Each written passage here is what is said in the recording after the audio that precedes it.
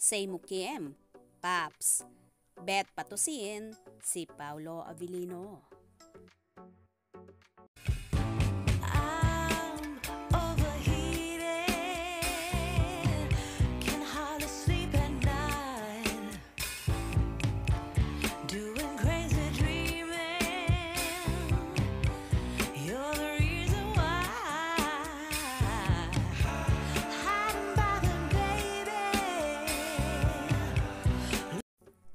Sa chikahan with Vice Ganda sa vlog ng It's Showtime host, inamin ni Paps Fernandez na nagkaroon siya ng mga boyfriend pagkatapos ng hiwalayan nila ng ex na si Martin Rivera.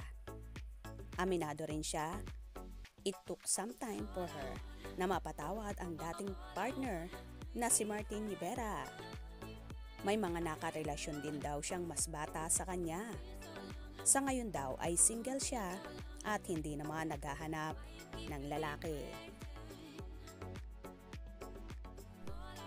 Hindi rin niya kinakaila na naging magjowa sila noon ni Jo Marie Iliana. Hirit pa niya, niligawan din daw siya noon ni Piolo Pascual.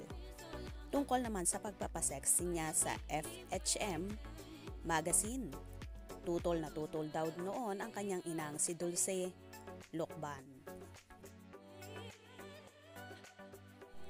Katwiran niya, gusto lang daw niya itry ang trend noon at patunayang may ipagmamalaki siyang alindog.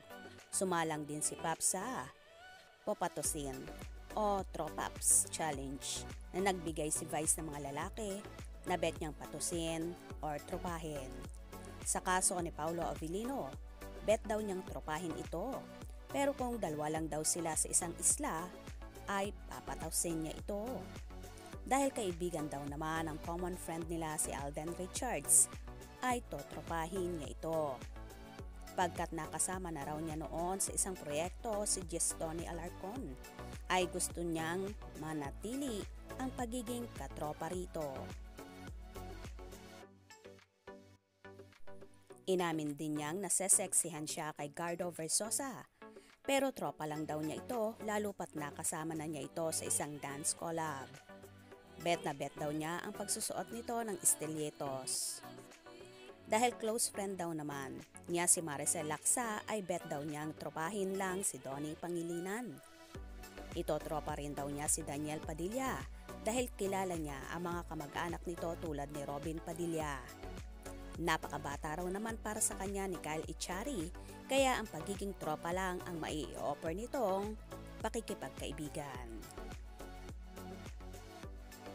Well, in demand talaga ngayon si Paulo Avellino na kahit nga ang isang Paps Fernandez ay type niyang patusin ang aktor. Kaya naman tumutok at wag na wag pahuhuli sa mga maiinit na kaganapan. Anong inyong magiging reaction sa bidyong ito? Comment below.